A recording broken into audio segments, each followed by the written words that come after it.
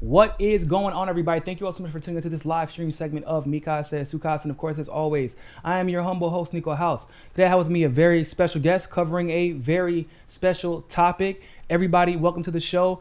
Chris Logs, is it Logsgun or Lodgson? Lodgson, Lodgson. yeah. There you go. Chris Lodgson. And today we're going to be talking about reparations and the issues with HR40 in general. So, first of all, Chris, how you doing, man? I'm good, brother. I'm good. Thank you for having me on the show. Shout out to the whole MCSC network audience. Appreciate the time. Big shout out to the Pasta Man, to the lovely Fiorella, to Johnny, everybody in the background. I appreciate you. Oh yeah, they absolutely appreciate anyone who is fighting for activism because, like, you know, our show is about, if you watch us, we're all about Yep. activism, and reparations is something that definitely needs to be discussed more often. So I'm glad that you all reached out to me to have you on. So Yes. first of all, talk about a little about what you do in the group that you are a part of as Sure. advocating for a stronger bill around reparations. Sure. So right now, I serve as the lead organizer for the campaign to fix HR40, which is right now the only national organized campaign to improve the only reparations legislation that we have in Congress right now. For those of you who don't know, HR40 is the Task Force to Study and Develop Reparations Proposals for African Americans Act. It was originally introduced in a very similar form way back in 1989. Hmm. Ever since then, it's been having to be reintroduced into Congress, and the bill's going nowhere for some 30 years. Just in the last, 2 or 3 years or so, it's gotten a lot of momentum, and that's good in one way because the issue of reparations needs to advance in Congress, but it's bad in another way because the bill itself, when you actually read it, has so many flaws in it. And so my job over the last 8, 9 months has been to organize a campaign nationally to get the bill fixed and to make the bill better and to make sure that we get reparations right the first time. Well, so far I love it. So, what are the issues that you have right now with HR40? Yeah, so sit back and relax, man. Buckle up, man. It's a lot wrong with the bill. Let me start with first, in its current, most recent form, the bill does not right That's the one now introduced does in not 2019, make to be clear, right?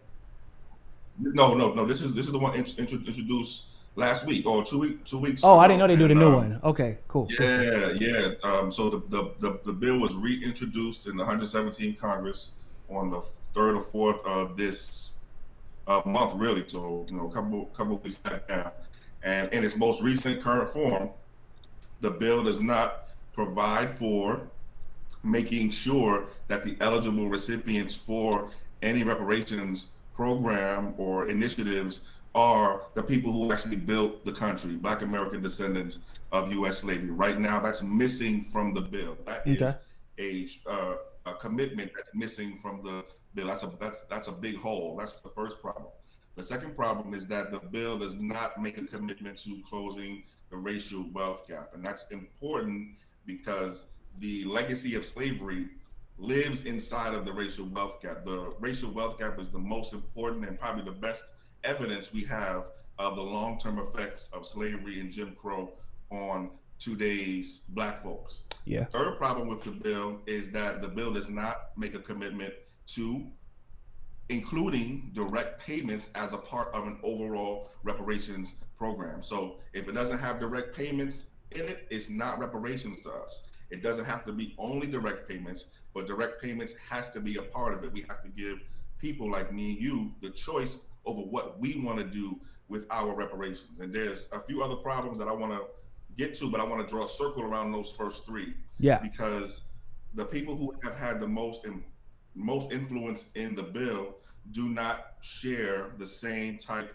of vision of reparations that I just outlined. They don't particularly share the belief that the sole and exclusive recipients for any reparations program should be Black American descendants of U.S. slavery.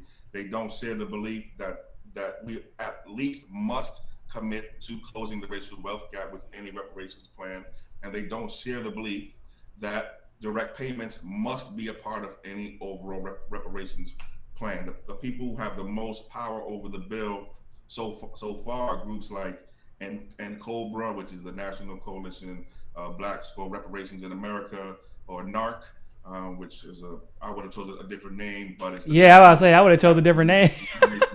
Yeah, I would have chose a different name just to marketing purposes. But NARC, which is the National African American Reparations Commission, these are the two groups that have the most control and have had the most They influence have the most over. lobbying influence over Congress so far. Right, Gotcha. and they do not share that vision. A couple of other really big problems with the bill. First, also the bill does not give a timeline or a deadline for when the commission has to produce actual reparations proposals. That's a big problem. But keep that in mind, because it's a separate and very, very, very much related problem. The commission and the bill also pays commissioners up to $200,000 per year, plus reimbursements, Hold plus up. giving the What you power mean? to So the enter into people who are on the committee, the people who are on the so they just commission in the way the bill is written right now would get up to $200,000 per year to be on the commission, plus reimbursements for all their travel and expenses, plus the ability to enter into contracts on behalf of the government. So if you combine that pay with no deadline, you get a perverse incentive. You get the incentive to grift. To be honest with you, you get the incentive to yeah. not produce proposals, You but get pay this. The yourself over CBC many, gets many the years. ability to drag their feet, make a shitload of money while doing it. I'm sure Clyburn will figure out a way to somehow get on this commission, even though he's been there this entire time, hasn't done anything. But I'm just showing the Absolutely. audience the bill itself right now, and although it does seem to be a little bit more detailed than the previous HR40, unfortunately, it looks like you're right. Most of the details that have improved is just how these people get their money the moment that the commission is established, but how there is no time limit on when, Deadline at all. yeah, not And even close. that's not right. And that's a big hole, right? Also, there's a problem with the membership of the commission. Right now, the president would get 3 picks on the commission. First of all, it's a question as to why the president gets any picks Any on a picks. congressional commission. The president can create his own commission at any time by him or herself. So right now, that's a big question, and that's something that we want to see changed.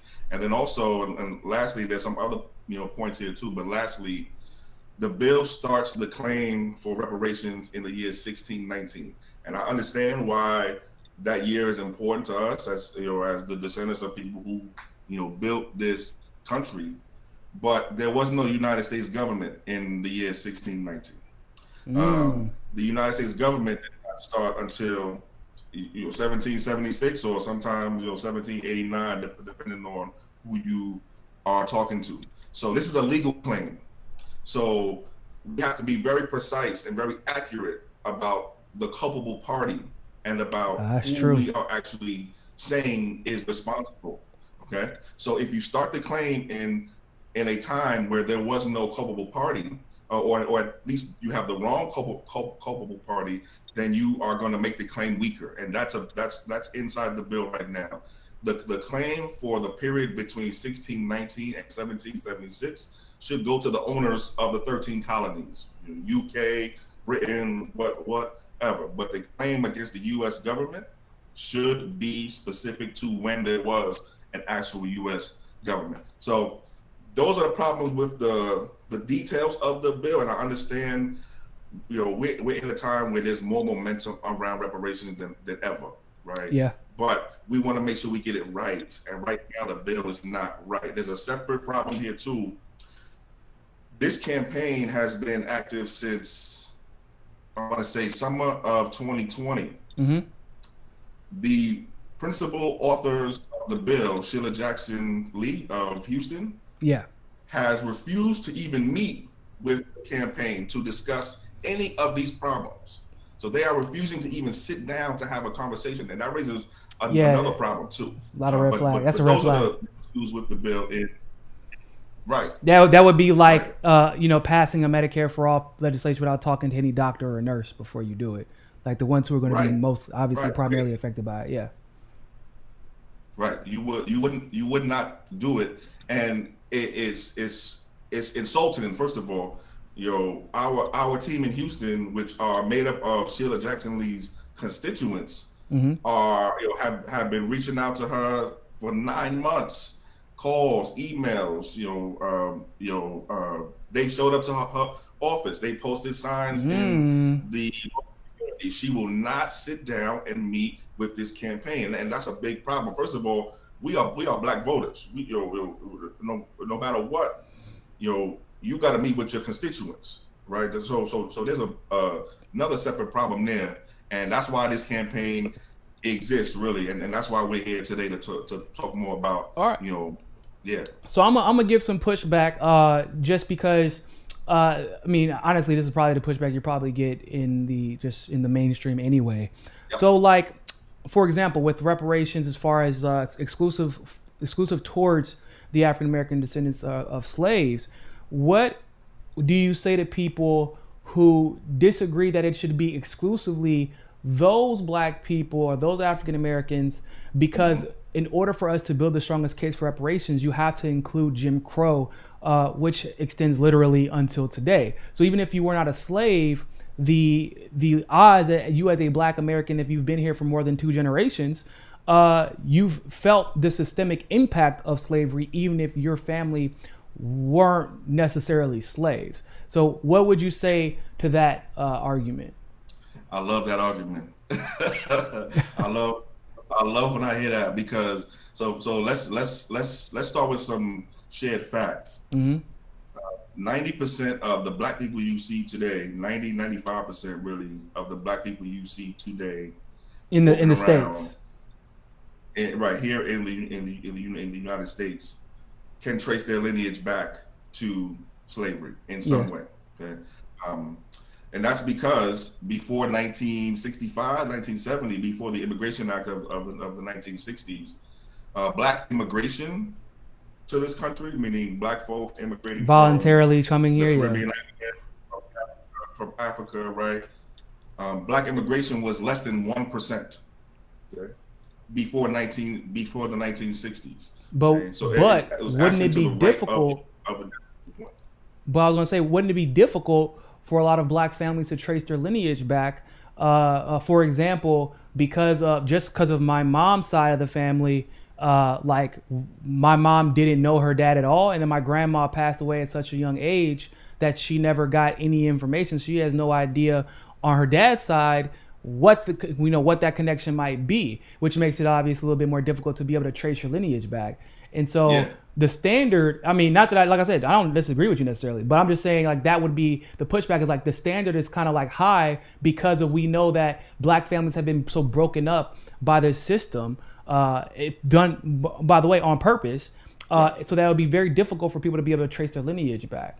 Yeah, so let me answer that as a two-part question, because the first question was about what about the folks who suffered through Jim Crow but necessarily didn't go through slavery. So again, we're going to start with the facts that most of us who are black in this country are descendants of the persons enslaved in the United States, and that's because of U.S. government policy up until the 1960s and what we changed about immigration from black countries in the 1960s. Okay? Mm-hmm. So that's the first point. The second point is, if you are a black immigrant or someone whose family suffered through Jim Crow, who voluntarily chose to come to this country, right? There's a big difference between those of us who did not voluntarily choose to come to this country and those of us who did. Mm-hmm. If you are someone whose family voluntarily chose to come to this country and you believe you are the victim of Jim Crow, then we think and we believe you have a claim. You should organize. You should make your claim. We respect that claim. We support that claim. Mm-hmm. We might fight with you to make sure you get yours.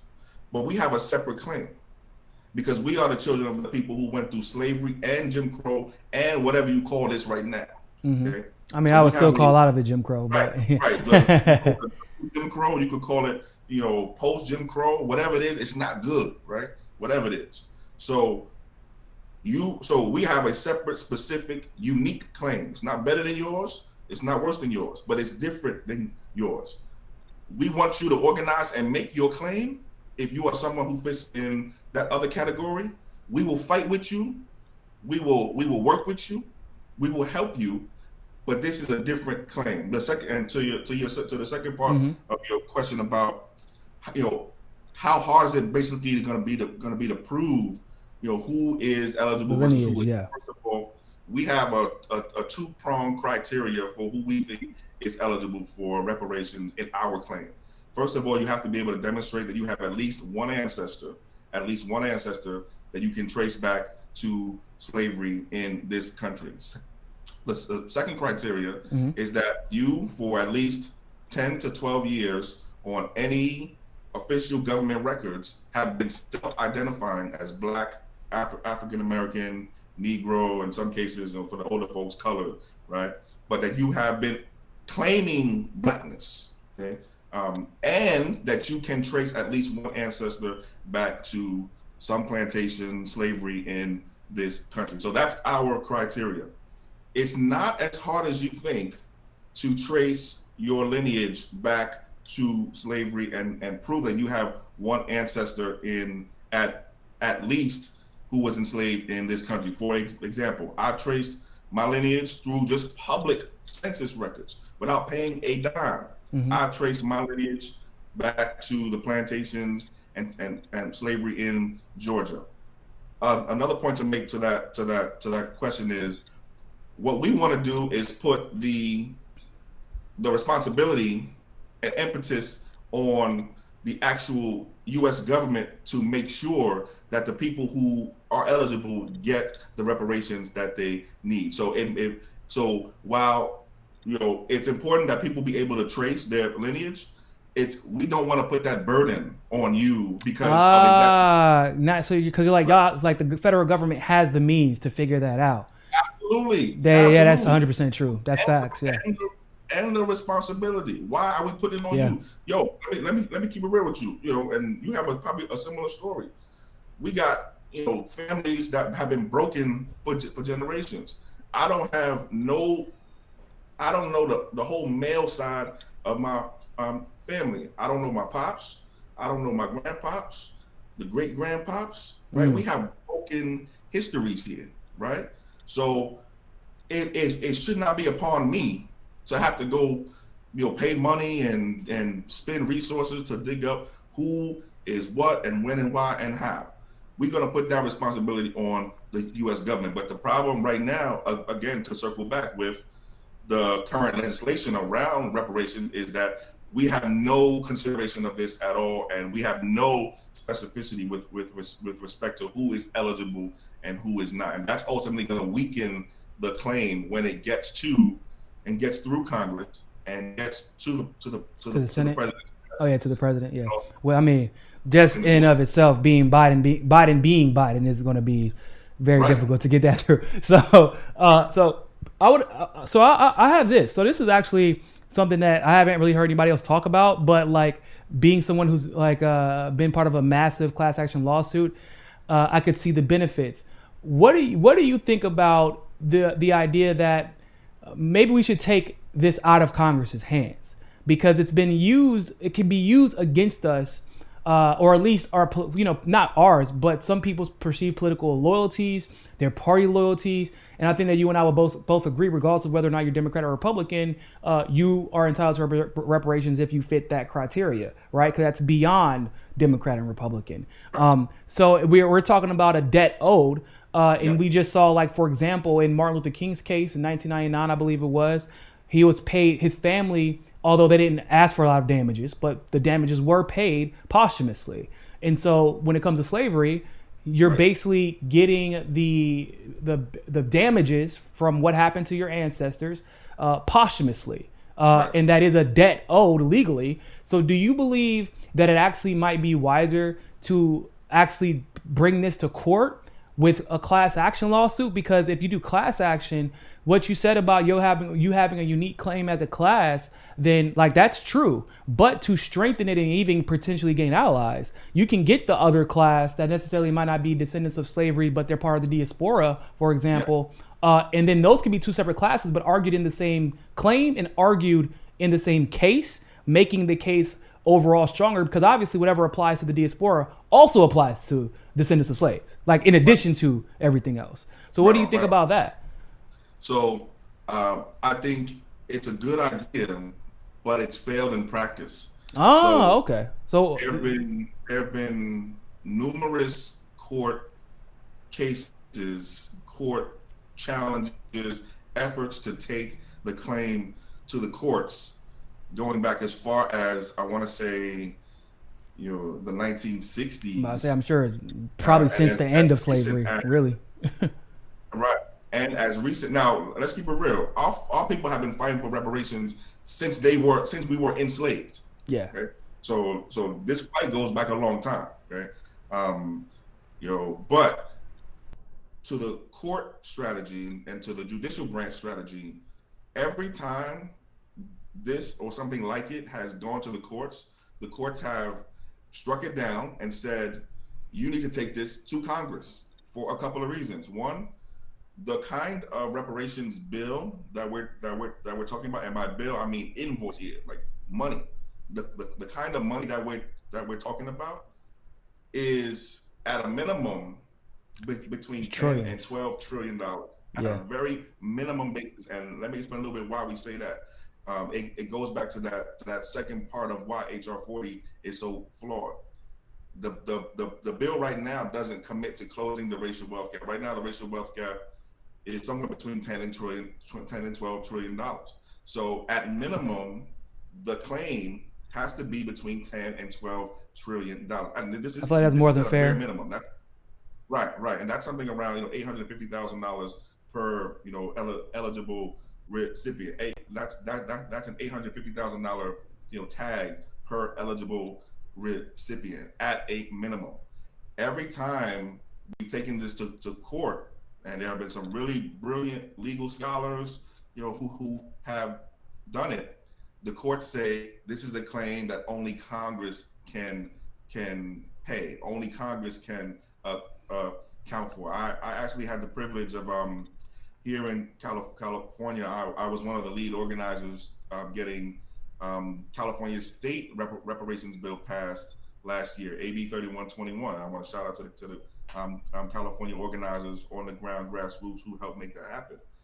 We have been working on a state reparations task force bill, but we are very clear that it's not only that the courts can't handle this claim, it's also that the individual states themselves can't handle this claim. If you add up all of the state budgets, the state general fund budgets all across the country, including California's, right, which is huge, you get something around $3-4 trillion. Mm-hmm. That's a fraction of what we need, a fraction of the minimum of what we need. Yeah. So it's been tried before. It's a really good idea, but every time it's been tried, it doesn't work in practice. Yeah, one of the few successful cases I can find right now is a woman named Belinda who won, and she had to sue basically right after she was finally free. And then she was able to sue because the estate basically got taken over by the government. I mean, I imagine a lot of states did. And then, so she won, but it's once again, because of all the things that you named, it would be difficult to see a case like this being taken, to court now. Right. But so here's the thing. So the case that I see that have failed, it was because they were basically exclusively making the argument, not for Jim Crow, but mostly for slavery itself, right. Which I think is a little bit, is like, I agree with it, of course. And I believe that like legislating it, it's super easy to see when it's all spelled out. But when you're in a court case, because of how high the bar is, the burden of it's hard. It's just very difficult. But I think that's why that's why we maybe I think we should be doing both. Actually, I think that we should be lobbying Congress, but I also believe that we should be trying to use every aspect of the system that we can possibly leverage in order to see this succeed. Because either way, it brings awareness to it and increases the likelihood of reparations actually becoming reality. But I think that in expanding the class groups, and then like I said, like so for example, the most recent case of redlining was 2015, right? That was a Jim Crow law brought about by FDR in the New Deal. Same thing with the state education being funded by property taxes. That's a Jim Crow law. People don't know that, but that's still happening. And obviously education here takes you a long way. And if you don't get education, we know where the statistics say you'll likely end up. So even that, like, and that's a 2021 thing that's still happening. So, do you think that it may be a good idea potentially to explore perhaps both options, both Congress and the judiciary system? I'm with whatever, and to be honest with you, for all the reasons that you mentioned, if it's gonna be effective, I'm for it. And one thing I want to touch on that you mentioned is our claim. So we have a set of principles that we believe any reparations plan should adhere to. One of those principles is that the U.S. government is the actual culpable party, but another principle is that the claim for reparations is a three-part claim. It is for the period of enslavement, it is for Jim Crow, or you could call it American apartheid, whatever you want to call that period, from 1863 to 1865 until the 1960s, and then from the 1960s, late 1960s, early 1970s until now.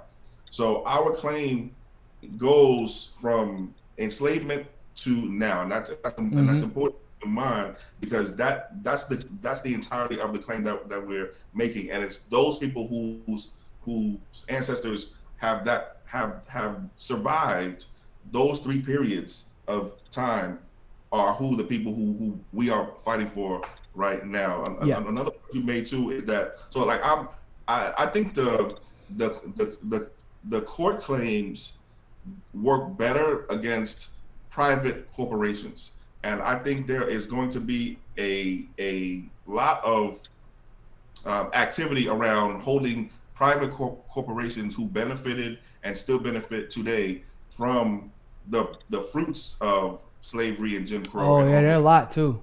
I mean, a lot of these banks. A lot, right? I mean, banks, insurance companies. I mean, you have it. You name it. So there's that works better, I think, in that case. But if it's going to be effective, I'm for it. It just so happens that when these claims have been taken to court in the past, the courts have said, listen, we may or may not agree with your claim, but take this to Congress, because first of all, you're going to need the U.S. Treasury to open up for some 10 to 12 trillion dollars. Yeah, see, and I've seen that in the decisions that judges have had, that's what they say. But I feel like that's them trying to take their hands off it because they don't want to be the judge that has to. Because that's true, I agree with them, but you can mandate them to begin legislation on allotting that 12 to 20 trillion dollars or whatever. Like you know what I'm saying? Like, yeah, you could say I can't award you the money or I can't allot that money, but y'all have, for example, in some cases where there's a police shooting and someone actually manages to win the lawsuit, which is like a rare thing.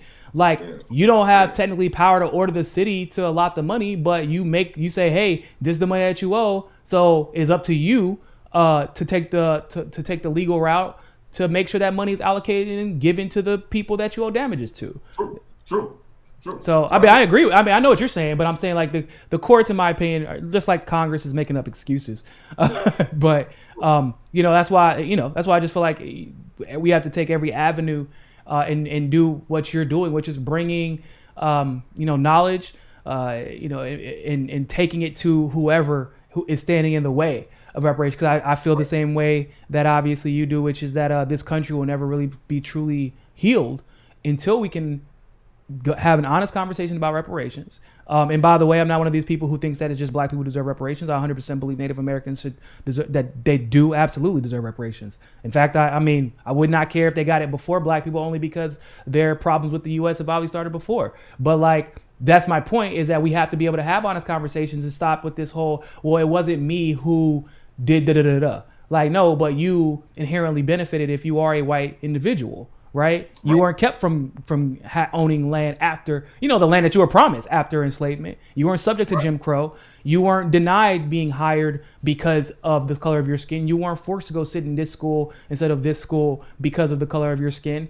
You weren't denied a business loan because of the color of your skin. You weren't denied a housing loan because of the color of your skin. And you will never be denied a loan or an opportunity exclusively because of the color of your skin. And so that's where I believe that we got to have a real conversation about. Let me piggyback on a couple of points you brought up. First of all, and I'm glad you pointed the conversation in this direction. So, in our case, reparations are an imperative. It's not something that will be nice to have. It's not something that will be, if we got it, it's good, but if we don't, we're gonna be okay. No, we won't be okay. There's literally. a very famous. There's a very famous report in 2015 called "The Road to Zero Wealth," right, from prosperitynow.org, and they predicted before COVID, right, that our wealth, black folks' wealth, would hit zero sometime by the middle of the century. If we don't, what's their definition of wealth? I'm out of curiosity. So, all right, yes, that's interesting. When I say wealth, I mean the economic value of what you own minus what you owe on what you own. So it's I can easily see that then. Yeah. Right. So it's a sort of the standard accounting or even the standard economic definition of wealth, and we're talking about wealth at the household level here. So we're talking about household wealth, typical or median, or in some cases average household wealth. It's the value of what you own minus what you owe. We were predicted as a people to hit zero for the typical black household by the middle of the century, prior to the problems that we have experienced over the last several just the last year. Right. All these black businesses that have been closed, and the middle class is being decimated. Therefore, the black middle class is absolutely being destroyed. If there was a black middle class, I mean, let's keep it real. There's a bunch of people that joined the military, Right. But if you look at wealth, and we really center wealth in our work. If you look at wealth, the bottom half of Black America is worth a negative number if you combine all of our wealth together. Right? Yeah. The bottom half of Black America is worth less than $1. So the bottom 80% of Black America is worth something around $1. Right? So basically, what he's most saying, of our guys, wealth is held in. I just want to explain so people can understand what you mean by that. Basically, what he's saying is if you add up all of the debt and assets of the bottom half, and then combine that with the debt and assets of the top half, it's basically there is no middle class for black people, just on average. There is no middle. Right. So if there, right, absolutely. If there is a black middle class, but right now, at least or before COVID, the typical black household had about $1,700 in wealth, right? But if you look at in places like Boston, it was $8. If you look in places like LA, it was $200. If you look in places like Miami, right, it was $11. Okay, if you look at we were on a bad path prior to COVID, and thank you for bringing up what's going on with COVID, and we haven't even been able to incorporate yet all of the effects the economic of impact of COVID, yeah. On our, but reparations is an imperative, not something that we think will be nice to have. If we don't achieve reparations as a people, there is a very good chance that there won't be an us soon. Okay, this is not I don't want to sound like an alarmist here, but I got to keep it real. People can't survive on zero wealth. Yeah, because you can't build it. You can't spend it within your own community. You can't reinvest in the school. You can't reinvest in your kids. You can't pass a house down. Like home ownership is the number one way to create wealth. People take those second mortgages and start businesses with them. They pay for college with them. You know what I'm saying? They lend their family money with it. They if an economic crisis like what we're seeing today happens, they take out that second mortgage to survive that economic crisis until things get. So yeah, he's effectively we will be homeless, or there will be a very, the top 1%, it will be basically the rest of the black community will be relying on them to save them. And that's not going to happen because, like, to be frank, the top 1% of black people, for the most part, are loyal to the neoliberal and neoconservative white establishment. That's how they got their money.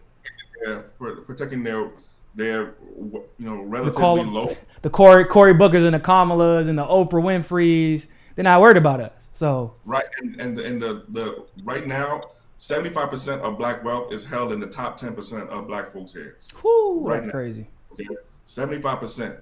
Let's go a little bit deeper, fam. Right now, black household where the head of the household graduated from college have less wealth than white households where the head of the households did not finish high school. Wow. Right? Right now, the black household where the head of the household is working full time has less wealth than a white household where the head of the household don't have a job at all. Hold on, what? Unemployed, all right. And now that sounds crazy. That's crazy. Right? I did not know that. Right? Trust me, you don't gotta take my word for it. All right. Google what we get wrong about closing the racial wealth gap as a DuckDuckGo that. We don't support Google around here, but yeah, search right it. On. right on. But find that report, all right, and this is verifiable. Okay, so we have a problem. This is another reason why we argue that, and I definitely want to hear what your audience thinks about this point, but that class-based policies won't fix race problems. Okay? Yeah, if they're exclusively class-based, they will not fix race problems. Right. So it's okay to have the class-based universal policies, but you also have to have, in some cases, race-specific policies like reparations, right? Or in our case, lineage-specific policies, because of what I just said. If more education is the key, right, and if we just want to make sure, right, or if more employment is the key, or if more income is the key, right, we want to raise the minimum wage, all great stuff, or we want to give everybody health care, all great stuff, but it won't work as effectively as we want it to, and it won't work for us because we have this specific race problem that started when we got here, really. Yeah, right? Hundreds of years ago. Not corrected when it was supposed to be corrected right after that. Which is, once again, it's ludicrous to think, like, whenever the Japanese got screwed over in World War II in the States, they immediately got reparations. It wasn't even a question, right? Which they deserved, absolutely. They were put in internment camps based off of how they looked and what their last name was. It's absurd. But this, once again, is one of those things that just has not been corrected. And people are like, oh, it's not a racism problem, it's a class problem. And I'm sure you've heard me say this on my show dozens of times. Classism is a problem. It is probably the largest problem, but classism is like a car. But racism is like your engine. Sexism is like your alternator. You could take whatever and replace it. But the thing is, if your engine isn't working and your engine is racism and you're like, no, I just focus on the car. Like, it's cool if my engine doesn't work. No, you ain't going nowhere. It don't matter how pretty your car look. You're not going nowhere, and you could mess up the rest of your car. Right. If it was true that class. So, for example, let's take a class policy, free college, okay, free college for everybody. Okay, that's a class-based policy, right? It's a good policy. I'm not saying it's bad, but it's not going to work for us in the way that we wanted to, because first of all, black folks who descend from person enslaved in this country go to college at a less than 20% rate. Yeah. Okay. So less than 20% of us go to college. Like, are you going to take away felonies take away the disadvantage of felonies? That because people who get felonies for the most part can't go to university. So if you're not going to address that, what does the free college mean? Absolutely. Plus, but also, if it were true that education was the answer, then you have to explain why a black household where the head of the household got a college degree has less wealth than a white household. The head of the household didn't even finish high school. Don't even talk about college. Didn't even finish high school. If the class policy was the answer, you wouldn't see that in the real world. That should not exist in the real world. If the class policy was the answer for this specific group of people, I'm not saying it's a bad thing. I'm saying it's not going to work if you only do that. You got to do. And people, I feel like I'm glad you said that, because people, for some reason, they hear like, oh, well, you don't believe. No, that's not what he said. He said, no, he believed that y'all should have all this, but that solves this particular problem, but it doesn't erase the issue that's still the underlying issue when it comes to a specific group of people. Like if you pass Medicare for all, that doesn't once again, just going back to Native Americans and Indigenous Americans, like that doesn't solve the issues they've been dealing with on their reservations. You know what I'm saying? Like they're going to still be abused. They're going to be taken advantage of. The way black women are treated in hospitals, disproportionate to how white women are treated. Like that's not going to be fixed through Medicare for all, right? Same thing. Like you could give everybody UBI tomorrow, but that isn't going to make it. That's going to maybe increase, I guess, our chance to be successful. But like eventually, which is what always happens. If I know that there's this phrase that a rising tide lifts all boats, right?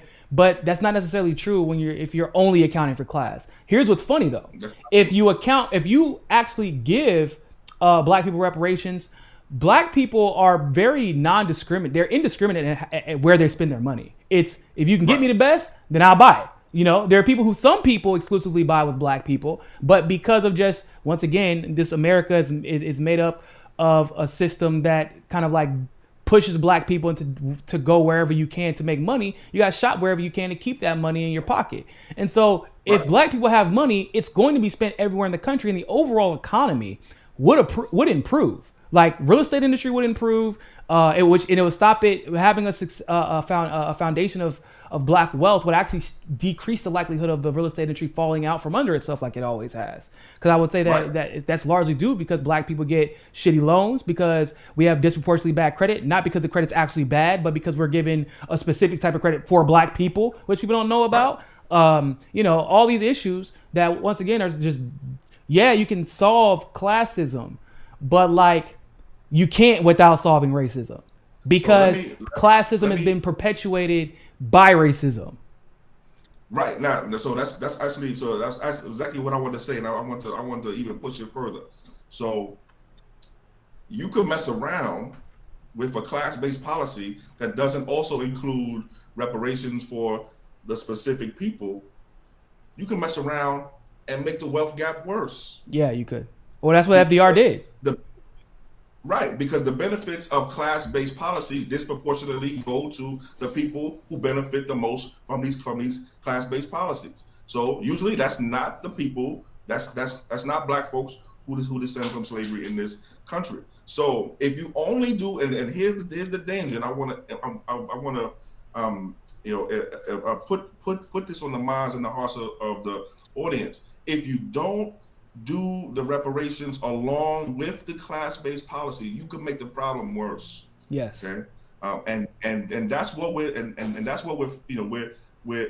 saying here. So reparations is an imperative, and I'm coming right back to the top. Reparations is an imperative. It's not something that would be nice to have if we got it, but you're gonna be fine with these class-based lift all boats, all lives matter policies. No, that's not gonna work. Yeah. It's not that they are bad policies in and of themselves, but because we're not starting from scratch. We have 250 plus 300 years of history here. That we're trying to put these policies on top of. If you don't take that into consideration, you can make the problem worse without even, you might be a great person. You want Medicare for all. I want everybody to have Medicare. I want college to be free. I want the minimum wage to be $25, $30. Okay. Right, I want all of that, but I know that that's not going to fix the reparations problem. I know that's not going to fix the wealth problem. And I know that which I probably wouldn't even live long enough, unfortunately, to see. But like I always tell people, like, why do you think that these problems persist? And obviously, like, when we got to talk about like lobbying in Congress, right, or the ability to lobby effectively in Congress, which comes from the amount of wealth you have access to, or your boss's wealth. Yeah. There has never been, and there until there are reparations, there will never be another a black JP Morgan, right? There won't be a black Bill Gates. There won't be a black Jeff Bezos. And the reason why, other than the fact that the government would never give billions in subsidies to a black man or a black woman, but it's because, like, when it comes to like Bill Gates, or even better yet, the Chase family, they have been accruing wealth for a generation where we weren't even allowed to have that type of access at all, right? And that money that they got, whoever is in charge of it now, the descendant to his great grandfather, is the reason that this person gets to take advantage of all of it. Like, we'll never have that until things start correcting themselves, and then we could achieve true equity. But like, because what happens is money begets money, and like, for example, it's what the biggest deal, or why I always make a big deal about Black Wall Street, and the fact that for some reason every record has erased the bank that was there. There's no record of the bank, because they probably don't want you to know that the bank was probably wealthy as shit, and that they destroyed. That I believe that Black Wall Street was destroyed. They said it was a race riot. I think that was a bullshit excuse, and they were actually gunning for the bank there. And so, because if think about it, huh? I said, of course. First of all, you talking about the Tulsa Black Wall Street, right? Yep. Tulsa, Oklahoma. There was dozens of Black Wall Streets. First of all, Durham, North Carolina was one, yeah. Right, Durham. You could go to the Shaw neighborhood in D.C., Chicago, Harlem, Detroit, Chicago. Right. You are absolutely right. First of all, to make the point that wealth not just begets more wealth, it begets political power, and the ability to participate in the political system. That's first of all. But I'm glad you brought up the Morgans, right? Because Daddy Morgan, you talk about J.P. Morgan. Daddy Morgan got his money from cotton. Okay, Daddy Morgan was in the cotton business. Okay, now we know what that means. That means he was in the Negro business. All right, so and it's been generation after generation after generation of removing our ability as a people to participate politically, and thereby, because the politics controls the economics in many ways, you are removing our ability to compete and participate, even exist economically. Okay, the banking, Mercer, but Darian has a really good book. I believe it's called The Color of Money, where she tracks and gives us the history of Black banking.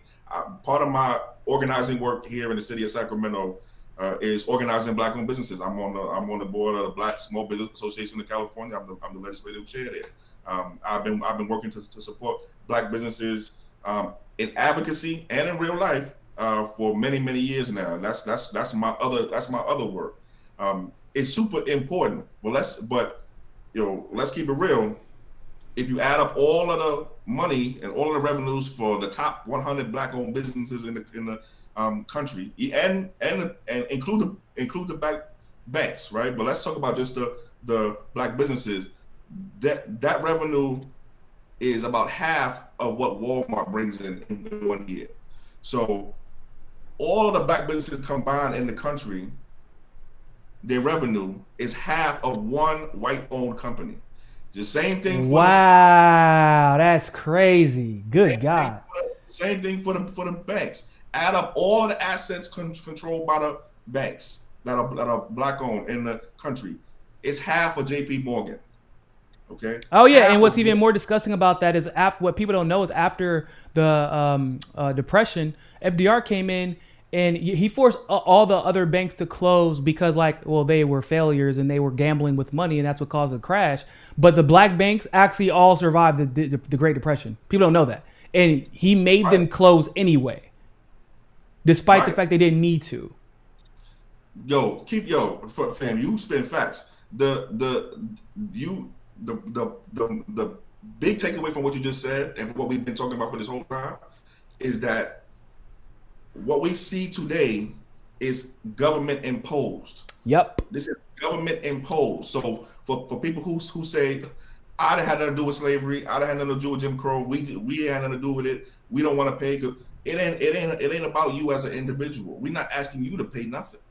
Yeah, they got fiat currency. They can just type in some shit into a Right. computer and it'll be fine. Right. I promise The you. U.S. government is the culpable party, okay? Because the government deliberately did this. The government deliberately separated and segregated neighborhoods. The government literally, like you just said, closed black banks. You gave a great example of the Tulsa Black Wall Street massacre, terrorist attack, Yeah. right?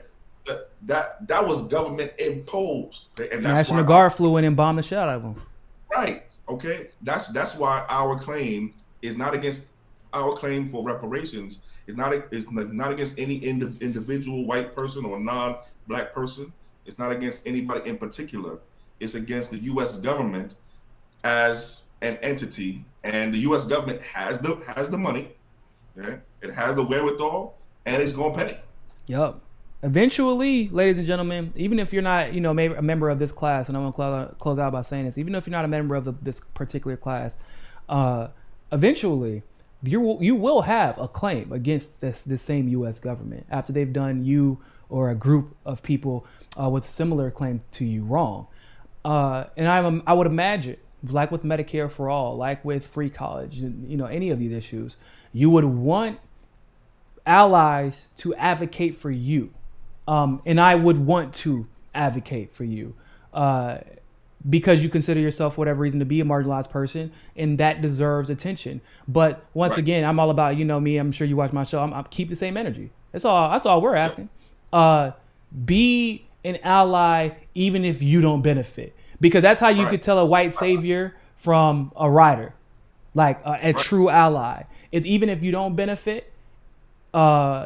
Hey, look, I'm gonna have to, like, I'm a big advocate for women's rights, and it's probably because I saw what my mother, who is a black woman, what she dealt with my entire life. And so, like, for me, I'm the type that go hard for a black woman specifically because, like, it's I feel like it's a duty almost, like, because I know as a male, I've been like, my mom, when I first started working at Best Buy, because my mom worked at Best Buy for a long time, and she got me a job there. She was like, hold on, how much you get paid? It was like at the time, it was North Carolina. It was 2007, 2008. And I was making like $8.70 an hour or something like that, which is a hell of a lot of money. She was like, that was more than I was making working full time when I first got hired here, which had only been about 6 or 7 years before that. By a significant margin, by like 60 or 70 cents. So like, it wasn't until she got promoted to supervisor, basically, that she started making more than that. So as a man, I know that some woman is taking a pay cut for me to even get paid what they believe I'm worth. And that's why I feel like even if it's hurting you, that you should be, or even if you're not going to benefit, I should say, you should declare yourself an ally by jumping in that fight anyway. That's how I feel. And I want to second what you just said. I want to co-sign what you just said. I want to big it up and amplify it, because you're absolutely right. Reciprocity, okay? Reciprocity, okay? I'll support you in what you're doing, whether or not I benefit or not, because I'm just gonna ride for you, okay? I want you to ride for me for the same way, okay? That's how I know we friends for real. That's how I know we allies for real, okay? That's what a real ally does, right? Ride for us, okay? And we Black Americans been riding for everybody. We ride for everybody, okay? Trust me, we ride for everybody. Ride for us the same way, even if you're not gonna benefit. And also, like I said before, for the other claims, we support those claims. We have a separate claim though, and there's nothing wrong with that, right? So let's support our claim as much as we support yours. Right. We was out there marching for single payer health care. You know what I'm saying? We was out there marching for UBI. Right. And again, those are great policies. We just want to make sure that what's the real progressive left, right? Because we know there's some fake ones out there, right? And some phonies and gays. The real ones is out here who can support reparations in addition to Medicare for all, UBI, free college. Add this to the agenda. And the last thing I want to say, friend, just before we break out here is, the campaign to fix HR40 is the only national organized campaign to make sure that we get reparations right the first time. All right. Right now, we are in the public education and public awareness building phase of the campaign. So we got Fix HR40 on Twitter, we got Fix HR40 on Facebook, we got Fix HR40 on Instagram, we got Fix HR40 at gmail.com. For those of you who are on any of those social media platforms, please go support, like, follow, share, and invite your friends to do the same. Also, we have an email campaign right now where we have a sign-on letter that highlights what we said is wrong with the bill, and we are looking for organizational support right now. So if you want to potentially add your organization's name to that letter and sign on and help us get this right, fixhr40 at gmail.com is where you can find it. I'll send it to you also, fam. And then also lastly, make this, we are not too early to talk about the midterm elections. Okay, it's never too early to do politics. So you damn right about that. Before y'all go talk about it, ain't no other option. So now we're starting right here. Okay. Before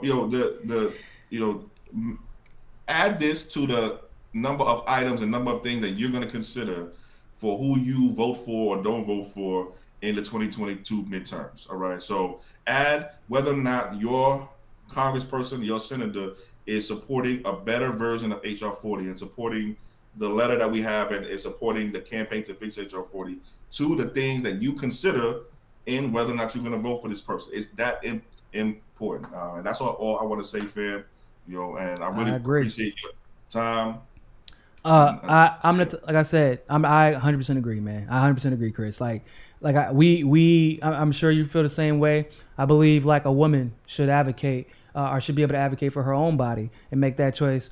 And whenever I'm having a conversation with a politician, that's actually something that I bring up. I'm like, this is something an idea that you support. I'm not gonna have a baby, right?